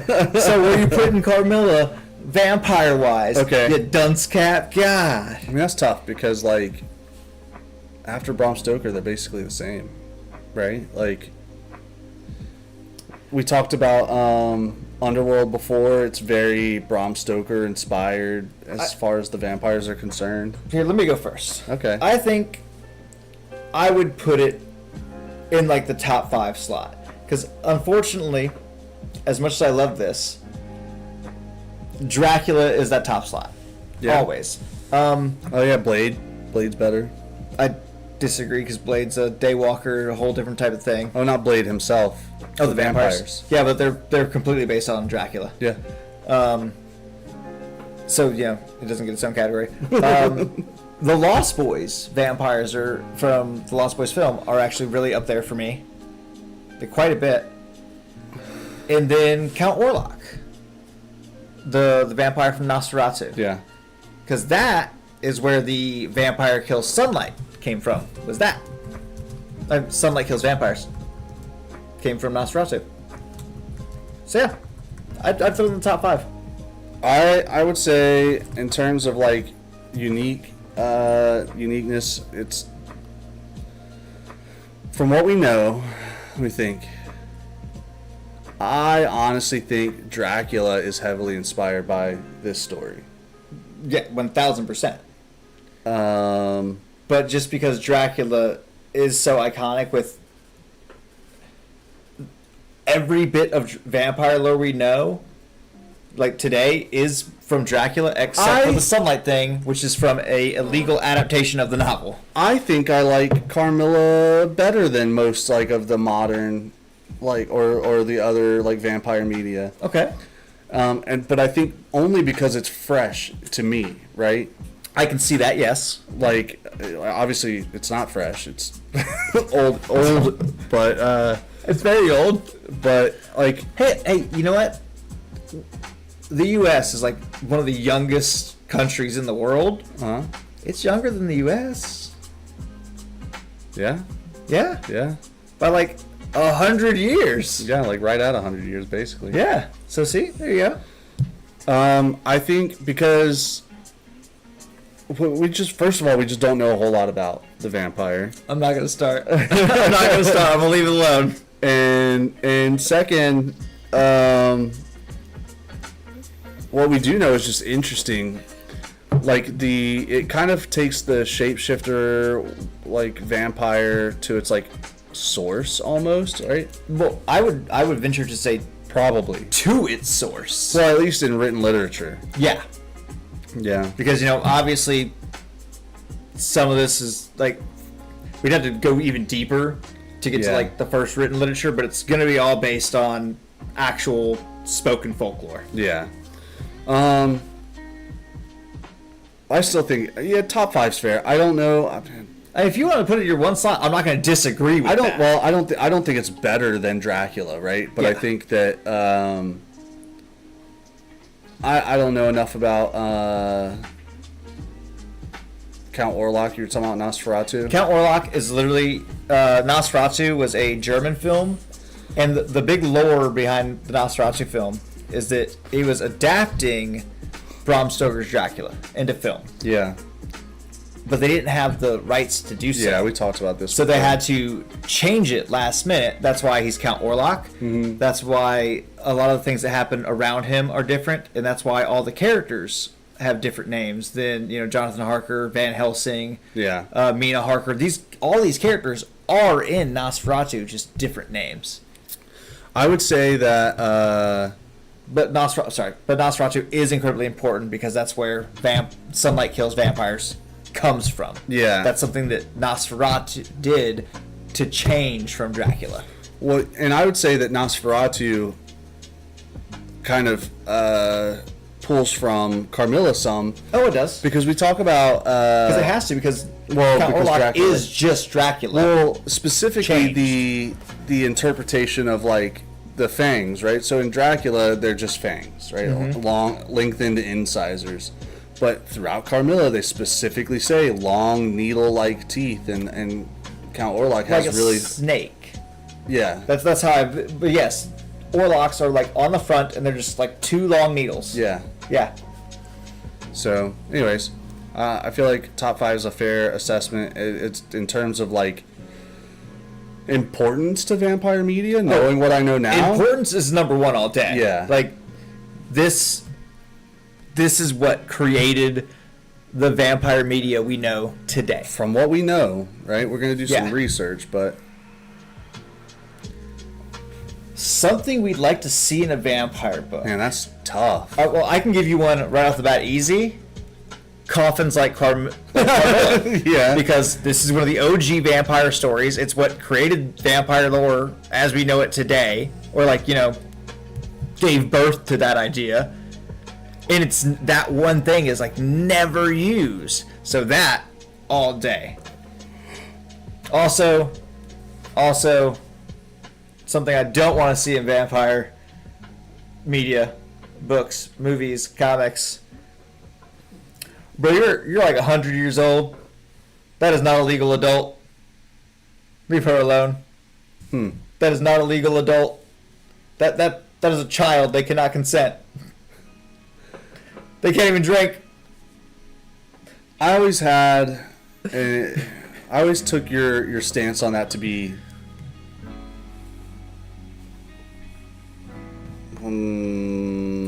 extreme, because I understand where you're coming from, but at the end of the day, it's fantasy fiction. Don't care. And okay, I'll put it in this perspective, right? Your opinion is that the 1,000-year-old, 12-year-old vampire, if that person finds love with the other 1,000-year-old but 40-year-old vampire, that's weird. No, not that one. That's not weird. Because they are literally thousands of years old with each other. My problem is the hundreds of 1,000-year-old vampire hooking up with a fucking 17-year-old human being girl. That's weird. Another thing is the you said this to me before. The and this one I can kind of understand, but like mentally it's weird. The adults, like not vampires, finding the older, like younger looking vampires. Yeah, because that adult is just attracted to the look of a child. Well, maybe, but I think there's more to it than that, because at even hundreds of years old, like the mental... If an adult, I don't care if that vampire is 1,000, but they look 12. If an adult looks at that 12-year-old looking vampire, it has lustful thoughts. So I think there's a difference between lust and attraction. Okay. And the reason the first part of attraction, you know what? No, we gotta stop. We're getting way off track. I'm about to get on a fucking rant, and I don't want to do it. No, I don't want to do it. I totally get where you're coming from. I feel the building, and I don't want to do it. To get to the point, I 100% understand where you're coming from. And in some cases, the trope is bad, like really bad, right? Yes. But I think there's like companionship that can be. Well, it's attraction, right? Like companionship. Bro, just move on, please. No, I refuse. I have to finish this thought. The point I'm making is that the 100-year-old, like younger vampire has the maturity of an older person. That doesn't mean that you have to be sexually attracted to a 12-year-old. You can be attracted to their mind. Yeah, now, if you do like the other stuff that comes with the attraction, like that gets weird, right? Like, I mean, yeah. I still stand by my stance. I'm not gonna argue that, because it's just fucking weird sometimes. Yeah. Good Christ. No, I'm sad because like I want to keep talking about it. But I think the time has come. Like, there's nothing else we can actually say about Carmilla, even though I want to say more. I mean, unless we like did a deep dive into like, which we refuse to do, is like the thematic elements and why is the sky blue? Yeah. Why is there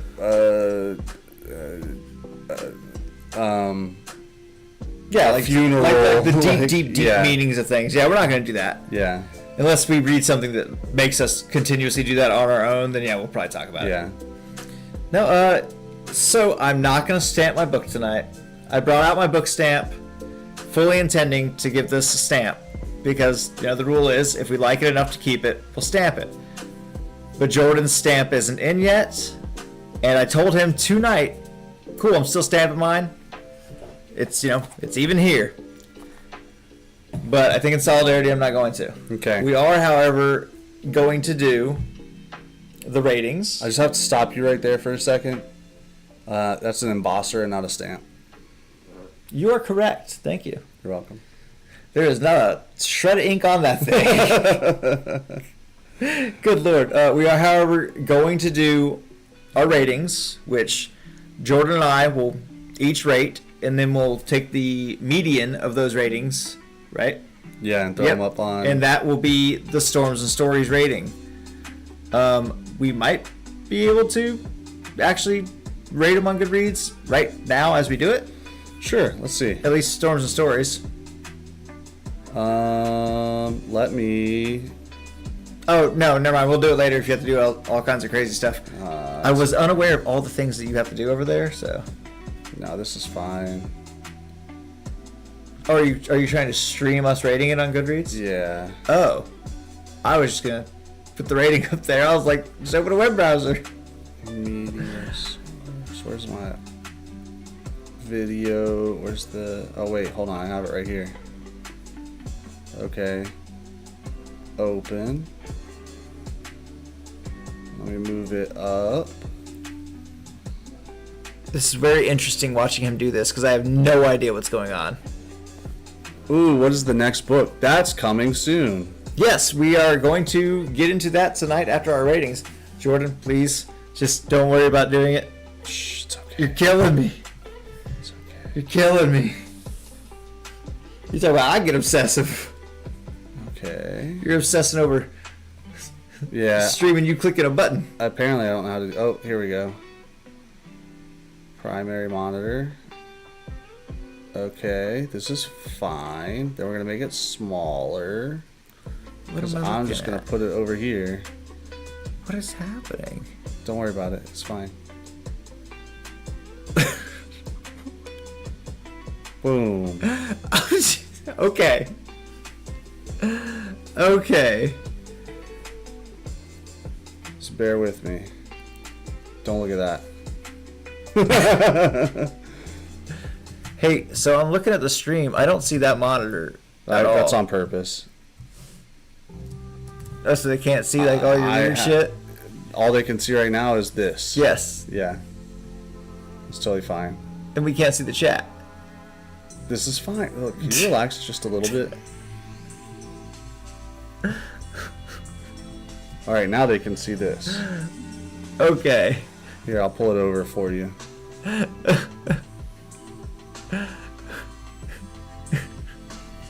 Thank you. Now we gotta find our book. I don't know how to do this. Oh, my books. Yep, my books. You can search in your books, I think. Can you? Yep. Yep, search and add books. Let's see. Okay.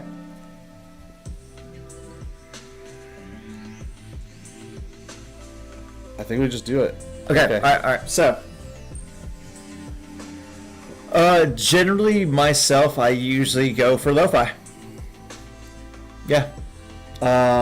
I might be a psychopath, but sometimes I don't listen to any, most of the time I don't listen to any music at all. I about half the time don't listen. That's actually the reason that the music that plays along, like on the podcast and with the stream, I think it plays with the stream, is like a synth lo-fi, because that's stuff like this is my go-to while reading. Yeah. What about you? When I do listen to music while I'm reading, it's generally either like video game intro, like video game music, or like basically anything without like if you listen to video game music, like the music from like you're just exploring, a lot of people recommend listening to that while reading or studying because it's designed to just be engaging. Yeah. But basically anything without lyrics. Sometimes I go and listen to. I do like, zero lyrics. Yeah, like a classical. Like I sometimes I'll pull up the Kingdom Hearts symphony and listen to the symphony. I'm about to try that. All right. Let's hear your rating. I'm gonna be a hard rating on this. I'm gonna be Okay. tough on it because I think that the ending took enough away from the story to warrant it. Mm-hmm. I'm at a 3. You're a 3? Yeah. 3 storm clouds. I'm giving it a 4. Though I do think the ending left something to be desired because of the way it was done, I don't think it took away from the overall absolute joy of reading this book. And I would 100% recommend this book to anybody.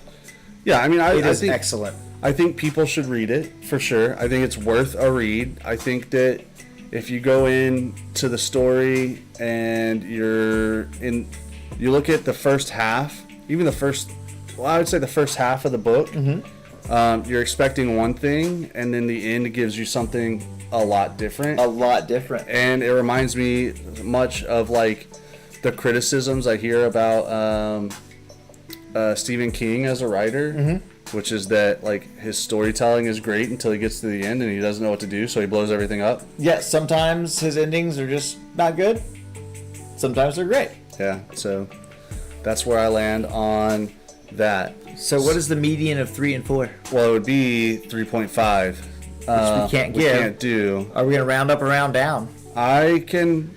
Kristen, what do you think? Should we round up or round down if we're on a half? Because we can't do a half. Yeah, they don't allow it. And you've been with us long enough, you know. I'll take your thought on it. Round up. Round up. That's fair. That's a 4-star. So really liked it, and then I'm gonna change this to Red. Red. There Oh, it is. we never clicked it to currently reading. Nope. But next time. But next time. So all that leaves for today. Let me drag us back over here. Close. Yep, he's doing more stuff, and I don't know what's going on. Bring this back over. Don't turn that on. Okay. So, appreciate it, Kristen. I think the only thing left is to kind of set the stage for our next episode or chapter. Yeah, I think we're still flip-flopping if we want to call our episodes chapters or not. Yeah, I think I like the idea of chapters. The problem is when we start talking about the chapters in the books, it gets confusing. Yeah, but, we'll figure it out. I've got some thoughts. So coming up, we're going to do Friday. Okay. The plan is to do a shorter session. You like episodes? All right, we might do episodes. Yeah. I'm also learning what the plan is right now. This is not the first time you've heard this. I'm pretty sure it is, because I thought we had simply made a decision, and I don't know if we were doing that or not, so go ahead. Well, the thing I told you was that we will meet Friday to put our books, kind of have a short session to like talk about the books we want to read. Okay, so we are picking on the next session. On Friday, okay. Yeah. Talk about some of the books we have on our to-read list that we want to read, and then put those on a spinning wheel of death and let the internet decide our fate. Yep. In the future, as we grow our audience, the goal is to have a poll, and we'll read whatever the audience has to read, which is why we're looking at getting into the Blue Skies and the Twitters. Yeah. Just to broaden the audience. Yeah. And Neptune app is about to drop. I don't even know what that means. It's like a TikTok thing. Only Okay. It's supposed to be better. Okay. So. But I guess a sneak peek into some of the things that we have on our list. Yeah. Last episode, we were recommended The Mist by Stephen King. So that's on the list. Lorenzo recommended that one. Yeah, Lorenzo did. So that's on the list. I had selected V.E. Schwab. It's Vicious by V.E. Schwab. And I selected Slewfoot, and I don't remember the author. Oh, I had it. It's somewhere. It's somewhere. But we also have, that's 3. We have what? 5 more. 5, 6 more, yeah. Yeah, we have 5 more. Some are classics still. Yep. Here, I'll just tell you. No, don't spoil it. We gave him 3. No, that's fair. 3. That's a sneak peek. Yeah, it's a sneak peek. And we're gonna talk about at least. I think we should like introduce the books with a kind of a. Some of them people aren't gonna know, right? Yeah. So kind of Just, talk about what sentences. it is. Yeah, talk about what it is, and then we'll bring up the wheel and spin the little wheel and see what we're gonna read, and that's gonna be the plan. And then next week on Wednesday, we each should have a copy. Yeah. And we'll talk about the book overall, Yeah. our thoughts, expectations. Yeah. And then we'll go right into reading. Yep, the next one. Yeah. Yeah. So that is the plan for the next couple weeks. Yeah. I am super excited to get into our next book. But Yeah. also very sad I used that kind this of is over. Yeah, I used kind of some like sad, whimsical music for the TikTok.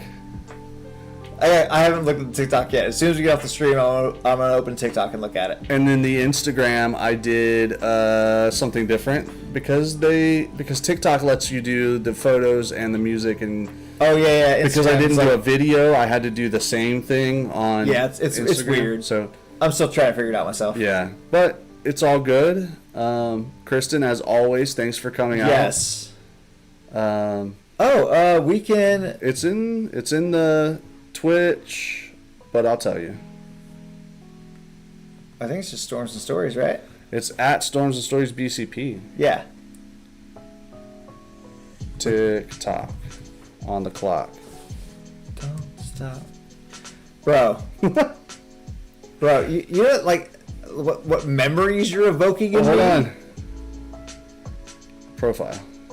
I listened to that song so much because that came out like right after I got home from Iraq, or like at the tail end of me being in Iraq. TikTok? Yes. So we partied so much to that song. Nice. So TikTok is now in the chat. Yeah. A link to the TikTok. A link to the TikTok. Yeah, like us. I don't know. What is it? Follow us on TikTok. Yeah, follow on TikTok. Because we put stuff on pretty regularly, at least once or twice a week. We're slowly ramping up to getting more content out there. I always post.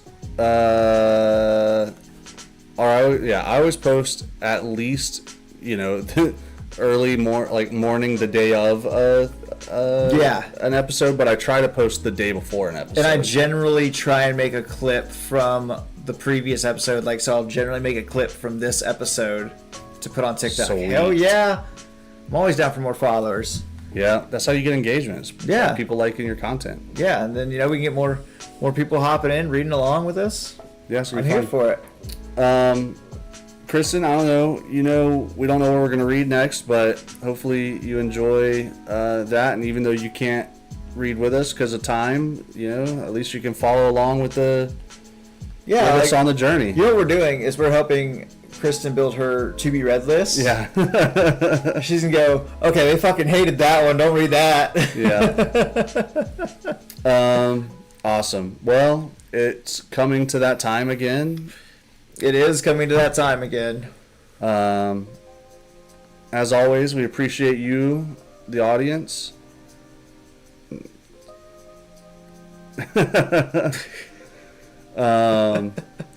And I guess the readers, right? Yeah.